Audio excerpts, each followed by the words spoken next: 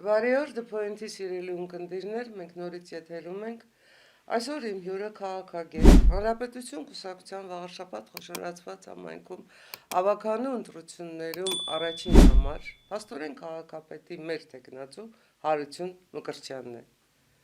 Բարով լինի ձեր ոտքը մեր տաղավար։ Հարև ձեզ։ Պարոն Մկրտչյան, այնուամենայնիվ վաղաշաբաթը թողնենք վերջում իբրև ամենակարևորը եւ սկսենք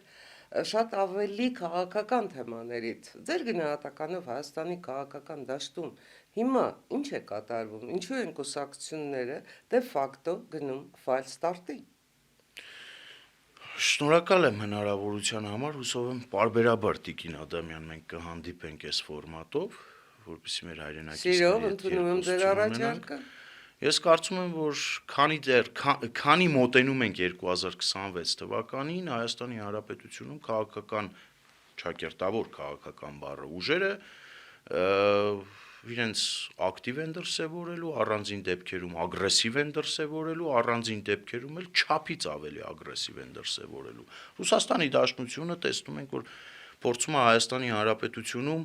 ներքաղաքական պրոցեսների վրա ընտրական պրոցեսների միջոցով ազդեցություն ունենալ եւ իր հետքը թողել։ Մոլդովայի օրինակը մենք ունենք, մենք հետխորհրդային այլ պետությունների օրինակներ ունենք, որ Ռուսաստանի Դաշնությունը նույն գործիքակազմով, նույն մեթոդաբանությամբ փորձում է միջամտել այդ պետությունների ներքին գործերին, ինչ որ խամաճիկային ուժերի միջոցով այդ պետությունների ներսում գործող։ Հայաստանի Հանրապետությունում էլ կարծում եմ դուք ինքներդ ինձ հետ կհամաձայնվեք, որ խամաճիկային ուժերի եւ գործիչների պակաս ցավոք սրտի չկա, ովքեր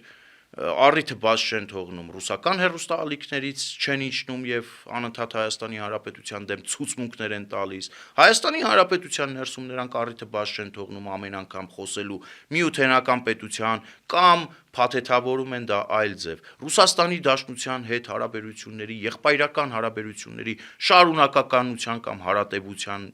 միջոցով այդ ուժերը ակնհայտ են, այդ ուժերին մենք տեսնում ենք, այդ ուժերը նախկին իշխանություններն են եղել, նախկինում Ռուսաստանի Դաշնության հետ վասալային քաղաքականություն վարած դեմքերն են, օրինակ Ռոբերտ Քոչարյան, Սերժ Սարգսյան։ Ձեզ հետ կհամաձայնեմ, բայց կա Կռիմնաշ, Կռիմվաշ։ Պարզ ճշմարտություն։ Ռուսաստանի Դաշնությունը երբևէ չի թաքցրել իր նպատակը։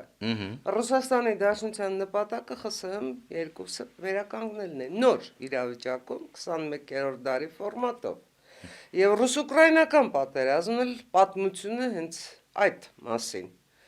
Տեսեք, բանակցություններ է գնում անընդհատ փորձում են տարբեր պայմաններ առաջադրել, Դոնեցկը կտաս, չէ Լուգանսկը կտաս, ես քեզ կվերադարձնեմ Զապորոժեն եւ այլ եւ բայց իրականում պատերազմը այդպես կանգ չի առնելու ռուս-ուկրաինական, որովհետեւ Պուտինի նպատակը ի սկզբանե պատերազմ սկսելու ոչ թե ՆԱՏՕ-ն էր, որ իբր շատ մոտեցել էր իր սահմաններին։ Պուտինի նպատակը Ուկրաինայում իր դրածո, ինչպես դուք եք ասում, վասալային իշխանություն ունենալն էր։ Այո։ Եվ հետխորհրդային տարածքում նույն այդ խնդիրն է դրված։ Ես ուզում եմ ձեզ գուցե մի քիչ պրիմիտիվ, գուցե մի քիչ, ինչ ասեմ, ոչ այնքան քաղաքական հարց ուղղել։ Արդյոք Մոլդովայի բնակիչները, արդյոք Վրաստանի բնակիչները, արդյոք Հայաստանի Հանրապետության բնակիչները համատեղության կարգով քաղաքական ուժերի ներկայացուցիչները չեն հասկանում, որ իրենց պետության գոյության հիմքը ինքնիշխանությունն է։ Ճիշտ է, նրանք հիմա շատ գեղեցիկ խոսում են ինքնիշխանությունից, խոսում են համերաշխությունից, խոսում են Հայաստանի Հանրապետության տնտեսական անվտանգությունից եւ այլ, հասկանում եք, այնպես են փոխում իրենց բառապաշարը, այնքան պոպուլիստ են դարձել, որ հռոմեական կայսրության պոպուլիստների պարագլուխ Խուլիոս Կեսարը կնախանձեր, բայց այդ ամբողջ պոպուլիզմի, այդ ամբողջ մերձևովների, այդ ամբողջ, ինչ ասեմ, տարատեսակ քաղտեխնոլոգիաներ կիրառողների այնուամենայնիվ հիմքում մնում է նույն պարզ ճշմարտությունը։ Ծախում ենք երկիրը, ծախում ենք ինքնիշխանությունը, ծախում ենք ժողովրդին, որ մենք գանք իշխանության։ Հիմա ոնց կարելի է համադրել հայ լինելը եւ հայրենիք վաճառելը։ Դե իրենց դեպքում մի փոքր այլ ձևակերպում ես կտայի, գիտեք, հայ լինել չի նշանակում ազգանման վերջում յան ածականը գրել կամ յանով եթե վերջանում է դու հայ ես։ Փաստորեն հայ լինել նշանակում է գալ իշխանության ունեցվածքդ պահպանելու, ազատությունդ երաշխավորելու համար, եւ մենք նրանց պատանդն ենք։ Իրենց պարագայում հայ լինել նշանակում է կուտակած ունեցվածքը պահել, հայ լինել նշանակում է թիրախում որևէ պարագայում իրենց եւ իրենց ընտանիքներին թիրախ չդարձնել, թիրախ ոչ թե Հայաստանի Հանրապետությունում, իրենք թիրախ դիտարկում են Ռուսաստանի Դաշնությանը, որովհետեւ այն միլիարդատերերը, այն ֆինանսական կարողությունների տիրապետողները, որ այսօր Հայաստանի Հանրապետությունում փորձում են քաղաքական process-ների մեջ մտնել, անկեղծորեն ես խղճում եմ իրենց։ Անկեղծորեն խղճում եմ, որովհետեւ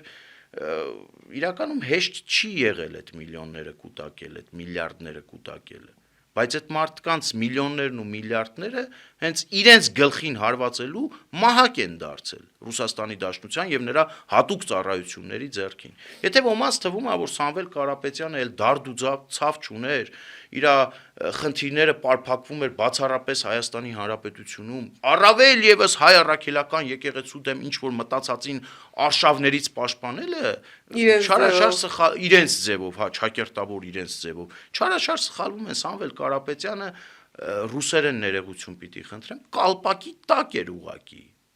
Ում կալպակի, Լուբյանկայի կալպակի, եթե կուզեք Վլադիմիր Պուտինի կալպակի, ինքը ուղակի անելանելի իրավիճակում էր եւ ստիպված անել ներգրավել Հայաստանի Հանրապետությանն այլ Ռուսաստանի Դաշնության կալանավորն է։ Դե ֆակտո կարող ենք արձանագրել եւ սա քաղաքական հայտարարության տրամաբանության մեջ տեղակայել եւ փաթեթավորելու այդպես ներկայացնել Սամվել Կարապետյանը ռուսական Լուբյանկայի տեխնացուն։ Ուզի նա թե չուզի Սա այսպես է քաղաքական առումով։ Կներեք, էլի, այդ ինչ է Ռուսաստանի Դաշնությունից այլ քաղաքացիներ, այլ մեր հայրենակիցներ քաղաքական process-ների մեջ ներգրավելու հայտ չէին ներկայացնում, կամ ինչի Սամվել Կարապետյանը հենց այս վերջում որոշեց հայտ ներկայացնի։ Սամվել Կարապետյանը ունեցել է հնարավորություն 2000-ական թվականների սկզբից սկսած մինչև բոլորովին վերջերս քաղաքական process-ների վրա իր հետքը թողնելու։ Թողել է, իհարկե թողել է, դա թողել է, տնտեսականը մի կողմ, քաղաքականում էլ է ինքը թողել։ Հիշում ենք Գագիկ Ծառուկյանի հանրապետական օպերացիան, այսինքն հանրապետականի Գագիկ Ծառուկյան օպերացիան։ Եվ Սամվել Կարապետյանի ներգրավվածությունը իր առանձնատանը այդ հայտնի ճաշկերույթ հանդիպում բարիշացնելու process-ը ինքը ունեցել է հնարավորություն մի քանի անգամ իր հետքը թողել է։ Բայց ինչ է։ Բայց գլոբալ, այսպես իր ձևով, իրենց պատկերացրածով, իրանց ձևով կամ իրականում անձևների էս շարժումը այլ նպատակ է հետապնդում։ Ընտրական process-ների մեջ ներգրավել մոլորեցնել ամենակարևորը եւ բանալի բառը այստեղ դա է մոլորեցնել Հայաստանի Հանրապետության քաղաքացիների ռեբրենդինգի ենթարկել սեփական թիմը բանալի բառը մոլորեցնել եւ գնելն է, որովհետեւ տեսեք ինչ է կատարվում Հայաստանի Հանրապետության, այսպես ասած, ոչ միայն քաղաքական, այլև հասարակական դաշտում։ Ես ձեր հետ Տիկին Ադամյան ամբողջությամբ համաձայն եմ գնելու մասով։ Եվ ներեցեք, պարոն Մկրտչյան, այստեղ կա մի շատ նուրբ, բայց շատ կարևոր հանգամանք։ Եթե Սամվել Կարապետյանը Հայաստանի Հանրապետությունում չեկավ իշխանության, իսկ նա իշխանության չի գալու, միանշանակ է, որ Ռուսաստանից այդ միլիարդների մասնիկներն անգամ Հայաստանի Հանրապետություն չեն մտնելու։ Եվ այն մարդիկ, որ այսօր գնվում են, այդ մարդիկ մնալու են պարզապես, ինչ ասեմ, քծված։ Գնվում են, դուք շատ ճիշտ նշեցիք, հանրահավաքը վերջին կազմակերպված կամ երթը դեպի Մարիաթոր վերջին կազմակերպված եւ կարծես թե մամուլում հայտնված տեղեկությունների համաձայն տեսնում ենք, որ այդ հավաքին մարդիկ նյութական շահագրգռվածություն են ունեցել կամ փորձել են մարդկանց փողով շահագրգռել, որպեսզի հավաքներին մեծ զանգվածներ ներգրավեն եւ ապահովեն։ Իրականում նրանք գնում են Հայաստանի Հանրապետության քաղաքացիներին, դուք շատ ճիշտ եք։ Նրանք փորձում են գնել Հայաստանի Հանրապետությունը։ Բայց այդ մարդկանց եմ ես ուզում դիմել, 10,000-ով, 20,000-ով, Սամվել Կարապետյանին ի պաշտպանություն հանրահավաքների գնացողներին եմ ուզում դիմել։ Իրենք Սամվել Կարապետյանի համար խոպանչու կամ խոպանի մատերիալ են ապագա։ Իրենց 10,000 դրամ տալիս են, որ այսօր իրանց երեխային, չգիտեմ, սնիկեր սառնեն տուն գնան, բայց իրենք վաղը չէ մյուս օրը հայտնվելու են Մագադանում, հայտնվելու են Մոսկվայում, հայտնվելու են, չգիտեմ, Սամվել Կարապետյանի Ռիոներում, ոչ, բնավ տնօրենի կարգավիճակում չեն հայտնվելու։ Ռամի Եվ Կիպրոսի քաղաքացի, եւ Ռուսաստանի Դաշնության քաղաքացի, եւ Հայաստանի, այսինքն մարդը իր ապահովությունը որովհետեւ չի կարողանում Սամվել Կարապետյանի ու փորձում է իր Սամվել միլիարդները Կարապետյանի ապահովել։ ապահովությունը, ես սա իրենց համար եմ ասում, բարեկամաբար եմ ասում, Սամվել Կարապետյանը ապահով է Հայաստանի Հանրապետությունում։ Ամենայն անկեղծությամբ եմ Ամենայնպես այստեղ որևէ տեղից վստահաբար կարող եմ ասել Ռուսաստանի Դաշնությունում Սամվել Կարապետյանի անվտանգությունը շատ ավելի քիչ է երաշխավորված, քան այս պահին Հայաստանի Հանրապետությունում իր կարգավիճակում այդ անգամ իր այս կարգավիճակը շատ ավելի ապահով է, ազգային անվտանգության նկուղում էինք հիմա գտնվում ըստ տարածված լուրերի, քան օրինակ Ռուսաստանի Դաշնությունում իր որևէ բիզնես կենտրոնի շենքում, որովհետև Ռուսաստանի Դաշնության հատուկ ծառայությունները նրան չեն ներելու այս տապալված մեր ձևով օպերացիան, իսկ մեր ձևով օպերացիան կարող ենք այլևս հստակ արձանագրել, որ տապալված է։ Մարտն ունենա 4 միլիարդ դոլար, պարծենում են, ասում են Հայաստանի Հանրապետության բյուջեի չափ փող ունի։ Մարտն ունենա Հայաստանի Հանրապետության բյուջեի չափ փող, բայց լինի կալանավորված, դրա տակ դրվի եկեղեցունի պաշտպանություն հանդես գալը, պահկվի վեղարի տակ, ամեն երկրորդ բառը լինի կտրիչ Ներսիսյան կամ վեհափառ Հայրապետ, կամ Մայրաթոր Սուրբ Էջմիածին ու հավաքի ընդամենը 3000, 4000, 7000, լավ 10000, 10000 քաղաքացի, 7400 քանիսը ներկայացվում է հազարավորներ։ Դե իրականում մի քանի հազար է, 7000-ն էլ մի քանի հազար է, իրանք դե պիտի այդպես ներկայացնեն, իհարկե։ Միլիարդներ ունեցող մարդը, Հայաստանի Հանրապետությունում բիզնես պրոյեկտներ ունեցող մարդը, եկեք չմոռանանք, էլի այդ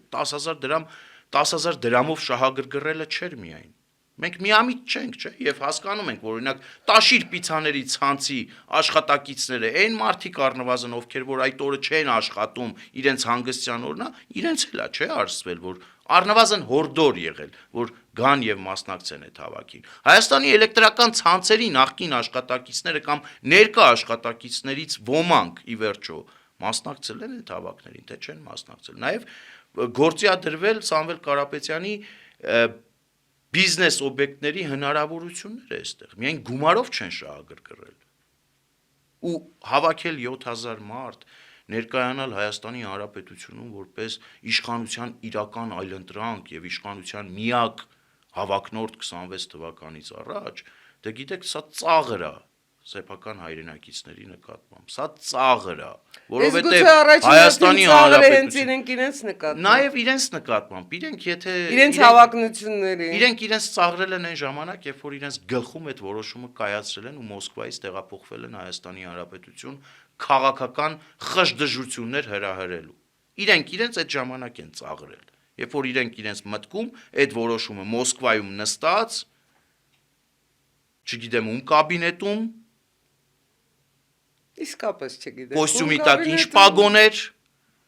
ինչ զվանիով էր այդ ներկայացուցիչը ով հորդորում էր, բայց ամեն դեպքում իրենք իրենց ծաղրել են հենց այդ ժամանակ, երբ որ իրենք մտածել են, որ կարող է Ռուսաստանի Դաշնությունում հարստացած մարդը 44 օրյա պատերազմի ընթացքում ծապատուն չհանած մարդը Հայաստանի Հանրապետությունում քաղաքական process-ների վրա ազդեցություն կարող է ունենալ։ Ինքը կարող է ունենալ քաղաքական process-ների վրա ազդեցություն, ինքը կարող է կիսել Ռոբերտ Քոչարյանի ձայները, ինքը կարող է կիսել Գյումրվա Վարդանիկի ձայները օրինակ, ինքը կարող է կիսել Թևանյան Անդոնի ձայները, սա էլ մի ուրիշ խայտառակություն ու կերպար է։ Այսինքն Հայաստանի Հանրապետության քաղաքական դաշտում եկեք ֆիքսենք հիմա մեր զրույցի ընթացքում, որ կա հստակ ֆիքսված համոզված անկախականների խումբ, որը Հայաստանի Հանրապետության ապագան տեսնում է հավաքական արևմուտքի հետ, Եվրամիության կազմում, ազատ, անկախ, ինքնիշխան, սուվերեն, Զարգացող։ սեփական տարածքային ամբողջականությունը պահող, զարգացող, տեխնոլոգիաներ, նորարարական տեխնոլոգիաներ ներգրավող։ Կա այս խումբը եւ կա մի խումբ, որը որ տեսնում է վերևն Աստված ներքևը Վլադիմիր Պուտին, դրանից բխող հետևանքներով՝ միութենական պետություն, գուբերնիա, ծայրագավառ, իսկ ծայրագավառապետի թեկնածու պակաս չկա, Քոչարյանն էլ է թեկնածու, Կարապետյանն էլ է թեկնածու, Արա Աբրահամյանն էլ է այնտեղից ծղրտում, որ ինքն էլ է թեկնածու։ Հայաստանի Հանրապետությունում կլասիկ դեղատնային գործիչներ էլ կան, որ ասում են իրանք էլ են թեկնածու, հոգևորական կա անգամ թեկնածու։ Տիկին Աղդամյան, եկեք հեռու չգնանք։ Հոգևորական կա, որ այսօր Գևորգ Աճապահյան անուն ազգանունով մեղադրյալի կարգավիճակում է եւ արդեն իսկ հրապարակված դատական ակտ կա նրա դեմ, որ վարչապետի պոտենցիալ թեկնածու է։ Դուք հասկանում եք ուր են հասել։ Ես հասկանում եմ, որ ռուսական հատուկ ծառայությունները գործի են դրել ողջ գործիքակազմը, որովհետև հասկանում են, որ Հայաստանի Հանրապետությունում պրոցեսների վրա ազդելու մի ճանապարհ կա։ Դա ընտրական, լեգիտիմ, ընտրական, ժողովրդավարական ճանապարհն է եւ այդ ճանապարհով իրանք գործի են դնում տարբեր հարթակներ։ TikTok-յան հարթակը, fake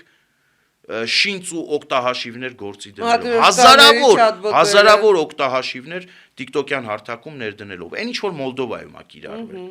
Սա Կիրիենկոյի ձեռագիրն է իդեպ։ Կիրիենկոն իր ձեռագիրը չի փոխում։ Եթե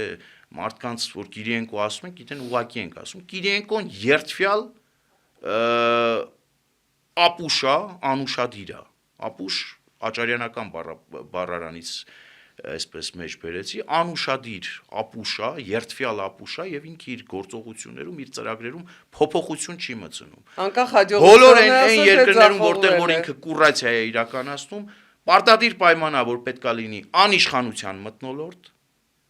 Տեսեք, յուրաքանչյուր Հայաստանի Հանրապետությունում կենցաղային հողի վրա սպանություններ են տեղի ունենում, ինչը դատապարտելի է, իրավապահ համակարգը պետք է ամեն ինչ անի, որպեսզի դրանք կանխի, բայց ամեն դեպքում կենցաղային հողի վրա կատարված սպանությունները քաղաքականացվում են եւ քաղաքական երանգ են հաղորդում դրան։ Սա ինչի է արվում, որպեսզի Հայաստանի Հանրապետությունում ստեղծվի անիշխանության մթնոլորտ, կամ իշխանությունը ոչնչացնում է բոլորին, ովքեր համաձայն չեն իրենց հետ։ Բա ինչի ինձ չի ոչնչացնում կամ ինձ չի վերացնում, կներեք, օրինակի համար։ Հիմա վաղ շաբաթում հանդես եմ գալիս որպես երրորդ այլընտրանքային ուժ, համոզված անկախական կուսակցության կողմից առաջադրված հանրապետության կողմից։ Հիմա ինչի ես չեմ թիրախավում, վաղ շաբաթում ես կապում եմ սա։ Ես ուզում եմ ձեզ այնուամենայնիվ ընդհատել եւ տալ մի շատ հետաքրքիր հարց։ Հետաքրքիր այն առումով, որ դա դարձել է մեր քաղաքական կյանքի բաղկացուցիչ մասը, դատավարությունները։ Ես շիրեմ դուք հաշվել եք, ընդհանրապես արձանագրել եք կոնկրետ մեր կուսակցության դեմ, հանրապետություն կուսակցության դեմ քանի դատ է բացվել։ Եվ որն է այդ դատերի նպատակը։ Արամ Սարգսյանից սկսած։ Մեր կուսակցության կեսը, ձեր կուսակցությունը ոչ միայն դատերով է աչքին գնում, այդ դատերով տիկին կեսի դեմ դատական հայցեր են ներկայացված, բացարձակապես շինծու անհիմն մեղադրանքներով։ Ես ուզում եմ հասկանալ, այնուամենայնիվ ուզում եմ հասկանալ, ինչից է դա գալիս, որ քաղաքականությունը փորձում են փոխարկել այսպիսի գործընթացներով, որոնք քաղաքականության հետ բնական, նորմալ պայմաններում ընդհանրապես Տիկին Ադամյան, ես նշեցի, Այստեղ կա նաև մեկ այլ հանգամանք, պարոն Մկրտչյան, անպայման ես ուզում եմ նաև շեշտադրել այդ հանգամանքի վրա։ Արդյոք այս ամեն ինչը ուղղված չի նրան, որ միջին վիճակագրական ընտրողը ընդհանրապես այս ամեն ինչը տեսնելով ասի, բա դրանք ինձ պետք են, ընդհանրապես քաղաքականությունից էլ, քաղաքական գործիչներից էլ, կուսակցություններից էլ հիասթափվի, ապատյան խորանա, դուք խոսում եք Կիրիենկոյի քաղտեխնոլոգիաների մասին, սկսենք Կրեմլյան այդ մատրյոշկաների չատբոտերից, մեր բոլոր էջերի վրա ֆանտաստիկ հարձակումներից, ուղղակի ֆանտաստիկ հարձակումներից, դիտելիությունը զրոյացնելու նպատակով, վերջացրած այս մթնոլորտով, արդյոք մեր խնդիրը, մեր իբրև կուսակցության, ձեր պարագայում իբրև քաղաքագետի հասարակական գործչի խնդիրը նաև մթնոլորտի փոփոխությունը չի։ որովհետև մարդը այնուամենայնիվ պետք է մտածի սրտով, մարդը պետք է մտածի մտքով, եւ մարդը ընտրության գնում է նաեւ գրպանով, այստեղ բազում խնդիրներ կան, եւ եթե դու խոսում ես զարգացման մասին, դու պիտի տնտեսական անվտանգության խնդիր լուծես, դու մարդուն հեռանկար պիտի տաս, որ այսօր ստանում ես 300,000, վաղը 600,000 ես ստանալու, վաղը չէ մյուս օրը, եթե մենք եկել ենք իշխանության, մենք քեզ համար այնպիսի հեռանկարներ ենք բացում, որ 1 միլիոն աշխատավարձը քեզ համար ընդհանրապես խնդիր չի, որովհետև Հայաստանի Հանրապետությունն այն երկիրն է, որ այդ հնարավորությունները ունի, միայն կիսահաղորդիչները, միայն լեռնահանքային հարստությունը Հայաստանի Հանրապետության այդ խնդիրը հաստատ լուծում է, քաղաքական որոշում է, պետք այդ ամեն ինչը գործարկելու։ Նիկոլ Փաշինյանի իշխանությունը քանի տարի էր ամուսար շահագործում։ Ամուսարի ոդիսականը մեզ համար, ինչ ասեմ, դատավճիռ է։ Ամուսարի պատմությունը, արդյոք մենք այդ ամուսարացմամբ պետք է շարունակենք, արդյոք այդ հավասարակշիռը չափազանց հավասարակշիռը, որտեղ եթե ինչ-որ երկրում կան այսքան ռուսական մոնոպոլիաներ եւ դրանք բնավ չեն նվազել, բնավ չեն տարվել, այլ ընտրանքային դիվերսիֆիկացիա տնտեսության չի արվել։ Մենք ունենք բազում խնդիրներ եւ այդ բազում խնդիրները թողած մեզ հիմա հրամցնում են ինչ-որ պոպուլիստական ծրագրեր, համարյա թե Արշակ Սադոյանի շատ պատմական հայտնի օրինագծի պես, որ լավ ապրելը ավելի լավ է, բարձրացրեք թոշակներն ու աշխատավարձերը։ Այս պոպուլիզմը, արդյոք հիմա չեն փոխում քաղաքականությունը պոպուլիզմով, մարդկանց ականջներից կախում են շոյիչ, տեսեք, մենք գալու ենք, բայց տակը տեխնիկական, տնտեսական որևէ մեխանիզմ, իրականացման որևէ մեխանիզմ չդնելով, սոսկ խոստումներ տալով, խաբելու են, կարողանալու են խաբել ընտրողին, սա է խնդիրը։ Դե եթե նախ ինչի են հարձակումներ եւ դատական հայցեր ներկայացնում ձեր կուսակցության առանձին հանրային գործիչների նկատմամբ։ Նպատակը մեկն է՝ լռեցնել։ Բայց մենք չենք լռում։ Իհարկե չենք լռում։ Եթե Սամվել Կարապետյանը մտածում է ինքը 4 միլիարդ դոլար կարողություն ունի գրպանում կամ բանկերում պահած ու Հարություն Մկրտչյանին 9 միլիոն դրամի պահանջ ներկայացնելով սովորական կյանքով ապրող, միջին վիճակագրական հայի կյանքով ապրող Հարություն Մկրտչյանին 9 միլիոն դրամի պահանջ կներկայացնի ու Հարություն Մկրտչյանը դրանից կլռի, չարաչար սխալվում է։ Կիրիենկոյի խորհրդատուները խաբել են այստեղ իրեն։ Հակառակ էֆեկտը կարող է տալ։ Իմ դեպքում համենայն դեպս դա հաստատ է։ Վստահ եմ նաև ձեր կուսակցության դեպքում։ Նպատակը լռեցնելն է, նպատակը անկյուն գցելն է, նպատակը դատական ինչ-որ գործերով մեր ուշադրությունը շեղելն է, բայց ես ասեմ ավելին, ես անգամ դատական նիստերին չեմ ներկայանում, որովհետև անլուրջ եմ մոտենում ես ամեն։ Սա անլուրջ process է, ներողություն իմ հանրային խոսքի համար, իմ քաղաքական գնահատականների համար, ես ուզում եմ տեսնեմ այն դատավորին, ով որ պիտի Սամվել Կարապետյանի հայցը բավարարի։ Այսինքն կներեք էլի Հայաստանի Հանրապետությունում կարծիք չարտահայտենք, կարծիք չձևավորենք, միտք չարտահայտենք, ինչա թե Սամվել Կարապետյանը կարող է մեզանից 9 միլիոն պահանջի ու ինչ որ մի հատ դատարանել բավարարի կամ չբավարարի։ Ես ուզում եմ տեսնեմ այն դատավորին, անկեղծ եմ ասում, ով որ պատրաստվում է բավարարել այդ հայցը։ Ուզում եմ այդ դատավորին տեսնեմ, թե ով այդ դատավորը, որ ազատ խոսք է փորձում լռեցնել Սամվել Կարապետյանի հետ ձեռք-ձեռքի տված։ Ես Հայաստանի Հանրապետության քաղաքացի եմ, սահմանադրությամբ ունեմ, իդեպ բացառապես Հայաստանի Հանրապետության քաղաքացի եմ, ի տարբերություն մյուսների։ Բացառապես Հայաստանի Հանրապետության քաղաքացի եմ։ Ռուսաստանի Դաշնությունում էլ լավ ուրիշ չի, որ ապրել եմ, բայց չի եղել մի օր, չի եղել մի դեպք, այդպիսի մի դեպք եթե կա, թող բերեն կողեն աչքս, որ ես դիմեմ Ռուսաստանի Դաշնության քաղաքացիության համար։ Էդ էր պակաս։ Ես բացառապես քաղաքացի եմ եւ Հայաստանի Հանրապետության օրենսդրությամբ տրված իմ իրավունքներից ես գիտեմ օգտվել։ Իսկ այդ իրավունքների մեջ ազատ կամ ազատ արտահայտվելու իրավունքը գերակա է ամեն ինչից։ Սամվել Կարապետյանի միլիոնները այստեղ կապ չունեն, միլիարդները առավել եւս։ Ոչ էլ ես տուն ունեմ միլիոններ, որ տանեմ տամ Սամվել Կարապետյանին։ Երևի թե դրա կարիքն ինքը ունի, որ 9 միլիոնի պահանջ է ներկայացրել առանց ամաչելու։ Դա էլ մի այլ խնդիր է, ամոթն ու ամաչելն ու չամաչելը, միլիարդատեր, դոլարով միլիարդատեր լինես եւ հասարակ միջին վիճակագրական Հայաստանի Հանրապետության քաղաքացուն ներկայացնես 9 միլիոն դրամի պահանջ, հարստանալու եք դրանով։ Եթե իմանամ հարստանալու են, ես դրամահավաք կազմակերպեմ, մեր հայրենակիցները ինձ կօգնեն այդ 9 միլիոնը հավաքեմ մետաղադրամներով կամ թղթադրամներով, դա էլ ես կորոշեմ։ Մետաղադրամներով կտանեմ, կշապրտեմ նրանց երեսին, եթե իմանամ նրանք հարստանալու են կամ դրա կարիքն ունեն։ Ահ, եթե հաշվարկը նրանում է կայանում, որ 9 միլիոնը կարելի է բաժանել 10,000-ի եւ տեսնել քանի մարդ է դա անում, ու քանի մարդ կոնկրետ հարություն Մկրտչյանի հաշվին կբերեն հավաքի, դա էլ այլ խնդիր է, թող պատասխանեն։ Միջև այսօր մեր ձևին չեն պատել, այդ ի՞նչ է այդ ձևը։ Սլոգայա, ազատության, Պուտինի կողմից տրված բանա, ի՞նչ է դա։ Հայավարին որն է։ Հայավարին որն է։ Եթե դիմենք իրենց բառապաշարին, դա հայ ժողովրդի, հայ ազգի Իսկ ինչ վերաբերում է Տիկին Ադամյան, մի շատ կարևոր բան դուք նշեցիք, ես դրան էլ եմ ուզում անդրադառնալ։ Մարդկանց խաբում են, այո։ Կարող են մարդկանց խաբել գրպանով, լավ ապագայով։ Գուցե ոմանց խաբեն, բայց մեծ հաշվով ես կարծում եմ Հայաստանի Հանրապետության քաղաքացիները իմաստուն են։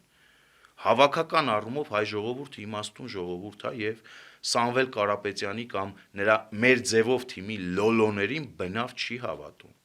Գիտեք, հեշտ է կանգնել Վանաձորում, Վանաձորի կենտրոնում ու հայտարարել, որ մեր ընտրվելու պարագայում Վանաձորում կկառուցվեն 1000 ու մի գործարաններ։ Հեշտ է գալ Վաղարշապատ, կանգնել ու գոռալ. մեր ընտրվելու պարագայում կկառուցենք 1000 ու մի եկեղեցի։ Հեշտ է գալ Երևանում նստել, հայտարարել, որ սիրելի երևանցիներ, դուք աշխատում եք, ինչ անեք, դուք նստեք, զարդարեք ձեր բազմոցը, ձեր փոխարեն չինացիները կաշխատեն, կներգրավենք ղազախներին,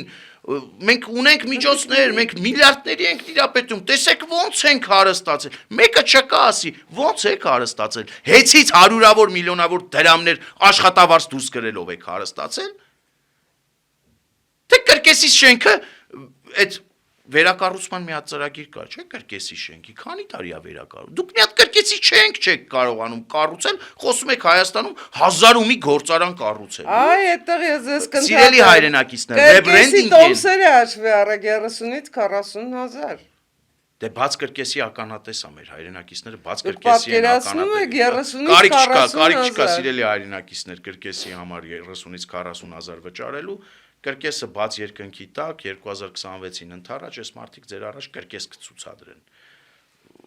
իր ողջ բանով, հա, փայլով։ Ես ծաղրացումներից մինչև մեր հայրենակիցներին պետքա բացատրել, պետքա մեր հայրենակիցների աչքերը բացել, ցույց տալ, որ օրինակ սրա մասին խոսում է Նարեկ Կարապետյանը։ Սիրելի հայրենակիցներ, ով է Նարեկ Կարապետյանը։ Տվել եք ձեզ այդ հարցը։ Հայտնի տնտեսագետ, հայտնի քաղաքական գործիչ, հայտնի հռետոր, հայտնի պատմաբան, նոր հայտնված դեմք, բան, կլոր տղա, սիրուն տղա, ով ոնց կա ասում է, բայց սիրելի հայրենակիցներ, Նարեկ Կարապետյանը ոչ ավել, ոչ պակաս, Տաշիր Սամվելի կամ Սամվել Կարապետյանի եղբոր որդին է, հալալ եղբոր որդին է։ Ով է եղել Նարեկ Կարապետյանի հայրը։ Տարիներ շարունակ հանրապետական խմբակցության падգամավոր, մի քանի գումարման ազգային ժողովի падգամավոր, Սերժ Սարգսյանի աշխատակազմի ղեկավար։ Չունեիք ձեր ձևը չկար այն ժամանակ, այդ ձևը չգիտեիք այն ժամանակ, բա փոխեիք, բայց Սարգսյանի իշխանության տարիներին միթե հնարավոր էր այլ ձև։ Դե չգիտեմ։ Կար բացարձակ գաղափարական Սերժ Սարգսյանի ձևերը մենք իմացել ենք, որն է այդ ձևը։ Գիտենք, հիմա ամեն մարզում կնքել մի հատ բդեշ կնքել, սա դարձնել այդ բդեշին պատուհաս այդտեղ ապրող ժողովրդի գլխին, դրանով վերարտադրվել։ Բդեշներից մեկին էլ երբ որ հանրապետական օպերացիա էին իրականացնում, Սամվել Կարապետյանն եկավ ասեց հոп։ Ստեկա մի հատ աղբերություն։ ու այդ ախպերության շրջանակում պիտի լուծվի այդ խնդիրը։ Կներեք իհարկե այս բառապաշարի համար, բայց շատ ավելի պատկերավոր, որ մեր հայրենակիցները հիշողությունը իրենց թարմացնեն, ովքեր են։ Դուք լուրջ մտածում եք Ռուսաստանի Դաշնությունում հարստացած մարդը, որ կարող է այսքան մտածել Հայաստանի Հանրապետության մասին։ Բայց եթե դες մտածում էին, Պուտինի հետ հանդիպում են, Պուտինի սրտի գործարարներն են, սրտի հայ համայնքի ներկայացուցիչներն են, բայց 2020 թվականի 44 օրյա պատերազմին այդքան էին կարող իրանք օգնեին մեզ, մեր պետությանն ու մեր բանակին, 4 միլիարդ լուրջ կարողություն է, 4 միլիարդ կարողություն ունեցող մարդը շատ ազդեցիկ անձնավորություն է, ըստ երևույթին, պիտի այդպես լինի, չգիտեմ, իրենց դեպքում այդպես է թե չգիտեմ, բայց պիտի լինի, բայց ինչի չարեց, 2020 թվականին հնարավորություն չկար անելու, հնարավորություն չկար առնվազն այդ 10,000 դրամով այստեղ եք մարդկանց հանրահավաքի տանում, փորձեիք այնտեղ 5,000 դրամով ռուսներին հանրահավաքի անել կամ չգիտեմ ազգությամբ ռուսացած հայերին հանրահավաքի անել ընդդեմ 44 օրյա պատերազմի։ Ես այդ շրջանում Ռուսաստանի Դաշնությունում եմ ապրել եւ հանուն արդարության պիտի ասեմ, որ փորձել եմ, ես ինքս փորձել եմ հավաքներ իրականացնել։ Ու գիտեք ինչի եմ բախվել։ Իհարկե գիտեմ։ Ասեմ սիրելի հայրենակիցներ, որևէ հաջողության բացառված։ Հաջողությունը ինքնին, հաջողությունն ինքնին 15-20 րոպե հետո տեղի Յան ազգանուն կրող ճակերտավոր հայերը զենքով, զրահով, պատյանով հորդորում են ինձ դադարեցնել, ինչի, որովհետև նալոգվին իրանց տարգովի ցենտրի վրա կնստի ու ստուգումներ կիրականացնի, իրանց համար հայ զոհվող զինվորը, զոհվողի մատերիալեր,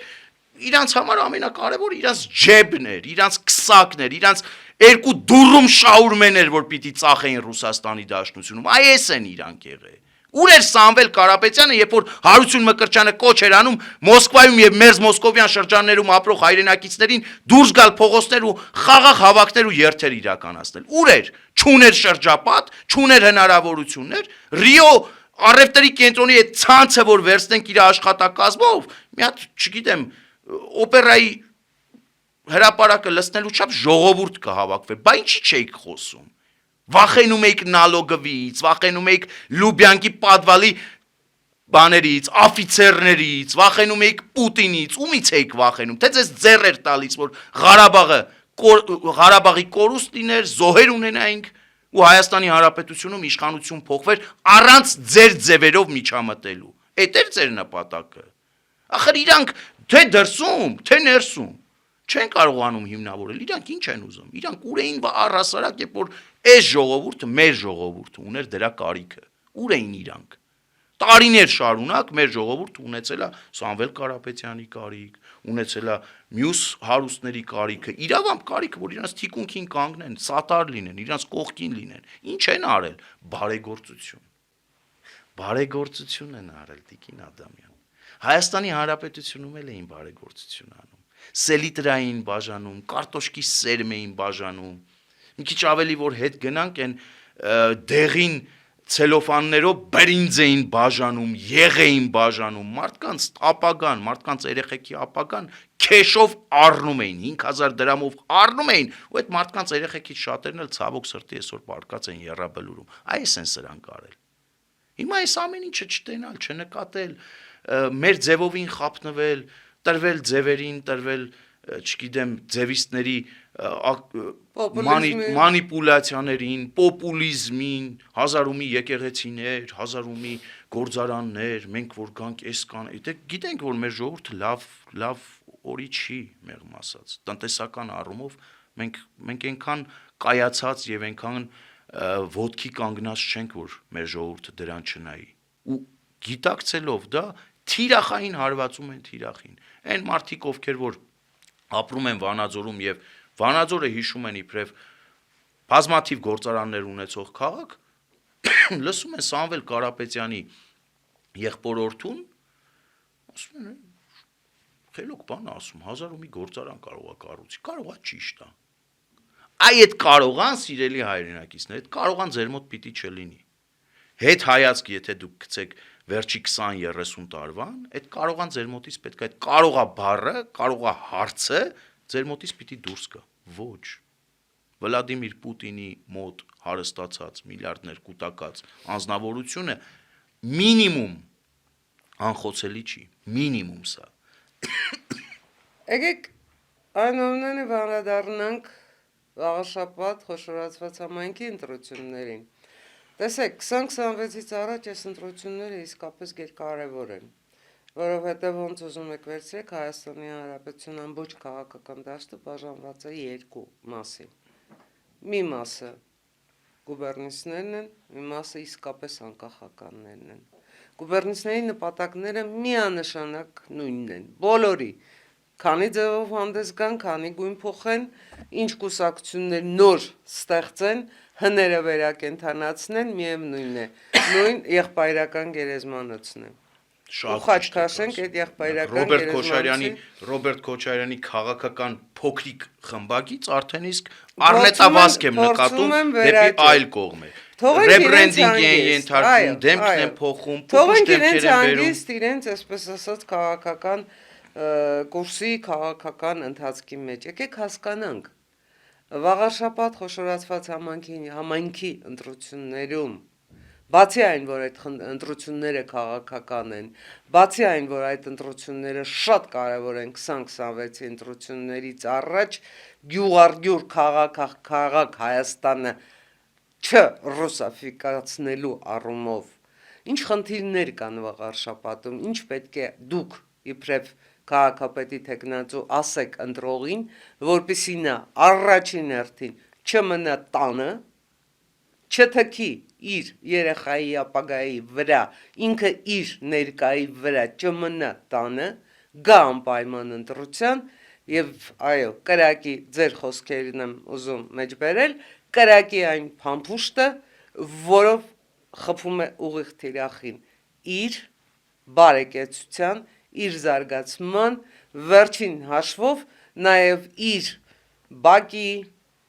մուտքի, լույսերի, բարեկարգման, ճանապարհների հարցերի։ Բակը, մուտքը, կանաչապատումը, քաղաքի բարեկարգումը, քաղաքը մաքուր պահելը, քաղաքը լուսավոր պահելը, քաղաքի համար սիրտ ու հոգի դնելը, թող քաղաքապետի որևէ թեկնածու չվաճառի վաղաշաբաթ խոշորացված համայնքի բնակիչների վրա։ Դա իրանց յուրաքանչյուր ընտրվող կամ ընտրված քաղաքապետի ուղիղ պարտականությունն է։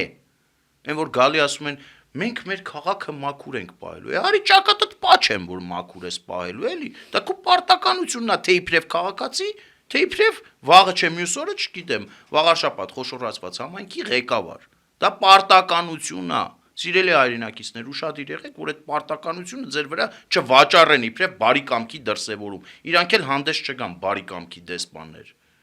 Իդեպ բոլորը թերի են կատարում այդ պարտականությունը։ Ամենակարևոր խնդիրը համայնքապետը պետք է լինի հասանելի իր բնակիչների համար։ Հասանելի, բառիս բուն ուղիղ իմաստով հասանելի, մարդը պիտի շփվի իր համայնքում ապրող բնակիչների հետ, պետք է իրանց խնդիրներից քաջատեղյակ լինի ու գնա լուծումների ոչ թե մենակ, համայնքի բնակիչների հետ ձեռքի տված, ուսուսի տված, համախմբված։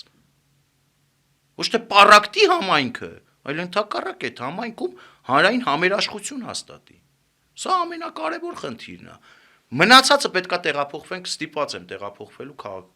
քաղաքականացնելու ավելի շատ վաղաշաբաթի ընտրությունները, որովհետև նաև մենք խնդիր ունենք տեղական ինքնակառավարման մարմինների ընտրությունները մաքսիմալ քաղաքականացնելու։ Կար ժամանակահատված, որ Պողոս Պողոսյանը պայմանական վերցրած օրինակի համար կարող էր առաջադրվել իբրև քաղաքապետի թեկնածու, հավաքել իր թիմը իր համակարգացիներից կազմված, ավականու կազմը, ներկայանար իբրև Պողոս Պողոսյան։ Պետությունը փոխել է, չէ՞ օրենսդրությունը։ Հիմա կուսակցություններն են մասնակցում ընտրություններին։ Ինչու՞։ Որ ընտրությունները ավելի քաղաքական լինեն։ Իսկ համայնքներում հիմնականում մենք վերջին տարիներին կամ հիմնականում ականատես ենք եղել թայֆայական ընտրությունների։ Երբ որ գործի է դրվում համայնքում ծանոթ, խնամի, քավոր, սանիկ այս ողջ այս հեծելազորը կամ չգիտեմ աշխարազորը կանգնում ու սկսում է ներեգություն էս բառիս համար 1000 ներեգություն ու սկսում է 10-ովկա անելը։ Հիմա հորդորս է վաղարշապատ խոշորացված համայնքի մեր բնակիչներին, սիրելի հայրենակիցներ, դուք 10-ovքի մատերիալ չեք։ Այն ընկերը, այն հարգարժան ընկերը, այն լավ ապերն ու աղբերը, ով որ եկե ձեզ մոտեցել է, ինչ որ մեկին ընտրելու պահանջով խնդրանքով, դուք համերաշխությունը ես ասում եմ ու միշտ իմ առաջնային խնդիրն է լինելու։ Դուք համերաշխորեն ժպիտով, բարի ժպիտով պատասխանեք նրան, որ այո կընտրեն իրենց տեխնացուին, բայց ի վերջո, երբ որ դուք գնաք կմտնեք ընտրատեղամաս ընտրախցիկ, երբ որ կլինեք ձեր խղճի հետ մենակ, ձեր թորները կգան ձեր աչքի առաջ, ձեր թորների ապագան կգա ձեր աչքի առաջ, հիշեք, որ վաղաշապատը ոչ ապագա մագադան եք սարքելու, ոչ էլ այդ հանցավոր պրոցեսի մասնակիցն եք դուք լինելու, դրա համար պետք է ճիշտ ընտրություն կատարեք։ Ես էլի եմ ասում, ես այդ քաղաքում հեղինակություններ կան այլ հեղինակություններ, կան այլ հեղինակություններ, որևէ մեկի դուռը չեմ գնացել, խնդրելու, որ ես առաջադրվել եմ, եկեք այն նախկին բոլոր ժամանակների փորձված մեթոդները գործի դնենք, Քավոր Սանիկ ծանոթ բարեկամ Անուշ աղբերների ինստիտուտը գործի դնենք ու իմ համար քվեներ հավաքենք։ Ոչ։ Ինչի չեմ գնացել այդ ճանապարհով։ Չէի կարող գնալ։ Չեմ կարող գնալ, այսպես ասեմ։ Կարծում եմ ոչ։ Կարող եմ, որովհետև ես այս երկրում ծնվել եմ, այս երկրում ապրել եմ, փողոցում եմ եղել, դահլիճում եմ եղել, դպրոցում եմ եղել, համասարանում եմ եղել։ Շատ լավ, կարող եմ, բայց ես դա ինձ թույլ չեմ տա, որովհետև Տիկին Ադամյան, ինչու թույլ չեմ տա, որովհետև ես որևէ մեկի գրպանային տեխնացուն հանդես չեմ գալիս այստեղ, որևէ մեկը վաղարշապատ խոշորացված խնդիրը միայն դա չի, դա չի խնդիրը միայն, այդ պարագայում դուք Հարություն Մկրտչյան չեք լինում, և պետք չի հիմա այստեղ, պետք չի այստեղ ներկայացնել։ Մեր հայրենակիցներին, վաղարշապատ խոշորացված համայնքի բնակիչներին մաքսիմալ բացատրել իրավիճակի լրջությունը, որ սա ուղղակի վաղարշապատի ընտրություններ չի, սա ուղղակի քաղաքապետի ընտրություններ կամ համայնքապետի ընտրություններ չի։ Ինչու, սա ընտրություն է անցյալի ու ներկայի միջև, սա ընտրություն է գուբերնիայի թե անկախ պետության միջև, սա ընտրություն է եվրոպական վաղարշապատ ունենալու թե ռուսական ինչ-որ մագադան ունենալու միջև, սա շատ կարևոր ընտրություն է, սա ի վերջո քաղաքական ընտրություն է 2026-ից առաջ, մենք ինչ խորհրդարան ենք ի վերջո ունենալու 2026-ին, 2021-ին ընտրված խորհրդարանը բոլորս քննադատել ենք, բոլորս, Հայաստանի Հանրապետությունում կարծում եմ բանական այդպիսի մարդ չկա, որ քննադատած չլինի, անգամ Քոչարյանին ձայն տված մարդիկ քննադատել են այդ խորհրդարանը, ինչու, որտեվ անարդյունավետ է եղել, ինչի անարդյունավետ եղել, խորհրդարանի ձևավորման հենց հաջորդ օրն եմ ես ասել, որովհետև այդ խորհրդարանում սկզբից ուժերը, 3 ուժերը, քաղաքացիական պայմանագիրը, Պատիվ ունեմն ու Հայաստան դաշինքը մրցակցում էին միմյանց հետ, թե ով ավելի ուժեղ կգոռա վերևն Աստված, ներքևը Վլադիմիր Պուտին։ Փոխվեց իրավիճակը ջերմուկի վրա տեղի ունեցած հարձակումից հետո, երբ որ Հայաստանի Հանրապետության իշխանությունները հասկացան, որ Ռուսաստանի Դաշնության հետ հույս կապել չի կարելի։ Դրանից հետո իրավիճակը փոխվեց։ Մինչ այդ խորհրդարանում հիմնականում պրոռուսական ուժեր էին ներգրաված աշխատանքներին եւ նրանք մրցակցում էին, թե ով է Վլադիմիր Պուտինին ավելի լավ հաճոյանալու։ Հիմա 2026 թվականին Հայաստանի Հանրապետության խորհրդարանում առնվազն 1 ընդգծված արևմտյան կողմնորոշում ունեցող քաղաքական ուժ պիտի լինի, որ իրավամբ անգամ օրվա իշխանությունների կողմից բերված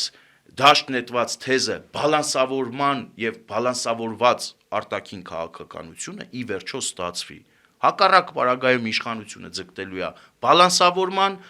այս պրոռուսական վերևը Աստված ներքևը Պուտին տեսնողները Հայաստանի Հանրապետության ոտքերից կախված Հայաստանի Հանրապետությունը փորձելու են քարշ տալ միութենական պետություն։ Այդ ընթացքում Հայաստանի Հանրապետության անրավարտիկը կընկնի հակից, Հայաստանի Հանրապետությունը կմերկանա, Հայաստանի Հանրապետությունը հարվածներ կընդունի իր ուղղությամբ, մեծ հաշվով թքած ունեն այս գուբերնիստները։ Հիմա վաղարշապատն էլ վառ օրինակ է, այդպիսի ընտրություն է, որովհետև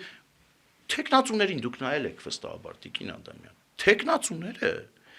այնպիսի տպավորություն է ինձ մոտ, որ մենք վաղարշապատ խոշորացված համայնքի ղեկավար չենք ընտրում, այլ ընտրում ենք, չգիտեմ, եպիսկոպոս կամ արքեպիսկոպոս։ Իհարկե, այսօրվա ստանդարտներին, եթե մենք նայենք Կտրիչ Ներսիսյանի կողմից անվանված ստանդարտներին, եթե մենք նայենք, թեկնածուների 95%-ը, եթե ոչ ավել, համապատասխանում է այդ ստանդարտներին, ամուսնացած են, ունեն երեխաներ, մեկ-մեկ երևի Լևի են գնում, կներեք սիրելի հայրենակիցներ, սա եպիսկոպոսի ընտրություն չի, այս կրիտերիաները դրեք մի կողմ, սա քաղաքական ընտրություն է, որտեղ ոչ մի կապ չունի Մայրաթորը, ոչ մի կապ չունի անգամ Կտրիչ Ներսիսյանը, եթե կապել ունի դա կարծես թե թեկնածուների մեջ միայն ես եմ, որ անդրադարձել եմ եկեղեցապատկան հողատարածքներին, եթե կապել ունի դա բացառապես տեղավորվում է վաղարշապատ խոշորացված համայնքի տիրույթում, եւ խնդիրը վաղարշապատ խոշորացված համայնքի եւ Մայրաթոր Սուրբ Էջմիածնի իբրև ինստիտուտի միջև է, որովհետեւ գիտեք, ինձ համար էլ անհասկանալի, ժամանակավոր պաշտոնակատարը վաղարշապատի բոլորովին վերջերս եկեղեցուն տրամադրել է հերթական հողակտորը ինչ որ բարի նպատակով։ Ես դեմ չեմ, քավլիցի, փառք ու պատիվ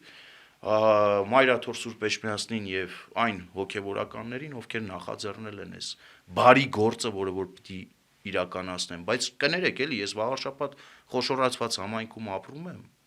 Ես գիտեմ, մեր հայրենակիցները վստահաբար գիտեն, թե ինչքան հողատարածքներ են այսօր եկեղեցապատկան։ Ինչի չունեին հողատարածք, որ կարող էին կառուցել, լավ, օքեյ, չունեն, բայց ես հո գիտեմ հողատարածքների տեղը, որոնք աղբավայրերի են վերածվել այսօր ու նրանց նշանակությունը պետքա իրենց նշանակությամբ պետք է նրանք գործեն։ Իսկ վաղարշապատ խոշորացված համայնքում այգիների անվան տակ աղբավայրեր, եկեղեցապատկան հողատարածքներ շատ են։ Դրան իբրև քաղաքապետի տեխնացու եւ եթե մեր հայրենակիցները իրենց քվեով ինձ կդարձնեն համայնքի ղեկավար, ես դրան անդրադառնալու եմ լեգիտիմորեն։ Լեգիտիմությունը հիմքում դնելով, եթե եկեղեցապատկան է այդ հողատարածքը եւ նշանակությամբ դա այգի է, պիտի հիմնվի այգի կամ հիմնված ու չորացված այգին պիտի վերադարձվի համայնքի։ Վաղարշապատում առաջին հերթին պետք է մթնոլորտ փոխվի։ Վաղարշապատում առհասարակ Հայաստանի Հանրապետությունում պետք է մթնոլորտ փոխվի։ Այդ թվում նաև Վաղարշապատում։ Իհարկե մթնոլորտ ընդհանուր առմամբ երկրում պիտի փոխվի։ Վաղարշապատը առանձին հանրապետություն չի, Վաղարշապատը առավել եւս Գյումրի 2 չի։ Դեռևս եւ հուսով եմ, որ չի լինի։ Վաղարշապատը Հայաստանի Հանրապետության մի մասն է, իսկ Հայաստանի Հանրապետությունում իրականում մթնոլորտ պիտի փոխվի, մտածելակերպ պիտի փոխվի։ Այդ 5000 դրամ, 10000 դրամ անուշ ախպերների ինստիտուտը պետքա վերացվի, որտեվ այդ ոչ մի անուշ ապեր, կներեք էլի, ամենայն հարգանքով, շատ անուշ ապերներն էլ իմ ընկերներն են։ Այս ամեն ինչից հետո, այս միկրոֆոնը մի կողմ դնելուց, տեսախցիկներն անջատելուց հետո, երբ որ գնում եմ քաղաք, իրանց հետ ուտում եմ, խմում եմ, մի կտոր հաց եմ կիսում, ջան եմ ասում, ջան եմ լսում։ Բայց ես երբեք նրանց չեմ ներքաշում քաղաքական process-ների մեջ, որովհետև դա սխալ է։ Իսկ Վաղարշապատ խոշորացված համայնքում այսօր այդ Տասովկի ինստիտուտը աշխատում է։ Եթե Վաղարշապատի բնակիչներին Տասովկի մատերիալի կարգավիճակը դուրեկան է, օքեյ, ոչ մի խնդիր։ Եթե դուրեկան չի, նոյեմբերի 16-ին 10 վայրկյանում իր մտքում այդ հեղափոխությունը իր մեջ կիրականացնի ու 10 վայրկյանում կլինի իշխանության տերը։ Իշխանության տերը իմ դեմքով։ Ես որովհետև նրանցից մեկն եմ։ Նրանցից մեկն եմ, վաղաշաբաթ խոշորացված համայնքի միջին վիճակագրական ապրող քաղաքացիներից մեկն եմ։ Ոչ մեկի ջեբի տեխնացուն չեմ, էլի եմ կրկնում։ Ոչ բիզնես էլիտայի, ոչ հոգևորական էլիտայի, ոչ անուշապերների էլիտայի, ոչ մեկի գրպանային տեխնացուն չեմ։ Վաղաշաբաթի խեղճ ու կրակ միջին վիճակագրական քաղաքացիների տեխնացուն եմ։ Ով գալիս է վաղաշաբաթում խնդիրներ լուծելու։ Ինչպես։ Շատ է, այս հարցն էլ է շատ դրվում, այս հարցն էլ պատասխանեմ ու ավարտենք երևի թե։ Ինչպես։ Կենտրոնական իշխանության հետ համագործակցելով կներեք, սա ինչ հարց է։ Շատ են ասում, ինչպես եք պատկերացնում այդ վաղաշաբաթի ծաղկեցնելը։ Այնքանով ինչքանով թույլ կտա վաղաշաբաթի բյուջեն, խոշորացված համայնքի, իսկ որտեղ որ բյուջեն թույլ չի տա, իհարկե կենտրոնական իշխանության հետ ուղիղ համագործակցության եւ աշխատանքի արդյունքում, որովհետեւ էլի եմ կրկնում, սա մեր երկիրն է հավաքական առումով, վաղաշաբաթն էլ այդ երկրի հայրենիքի պետության մի մասն է։ Եվ այո, ինքնանպատակ հայոյանքներով չենք շարժվելու առաջ։ Ես ինքս ինքնանպատակ հայոյող երբեք չեմ եղել։ Եթե վաղաշաբաթցիներին թվում է Ռոբերտ Քոչարյանի գրպանային տեխնացուին, որ դարձնեն համայնքապետ,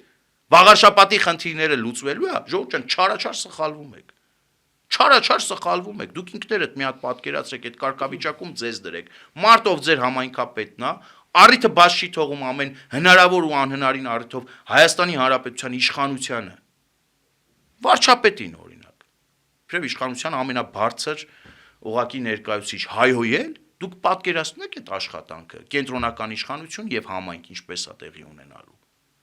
Որևէ մեկը պատկերացնում է, եկեք դուրս գանք էլի այդ իլյուզիաներից, մի հատ լուրջ նայենք իրավիճակին։ Ռոբերտ Քոչարյանի գրպանային տեխնացուին գնացիք դարձրիք համայնքապետ։ Ձեր ասֆալտի, ձեր բորդյուրի, ձեր կանաչապատման, ձեր քաղաքը ծաղկեցնելու խնդիրը ով է լուծելու։ Քոչարյան Ռոբը,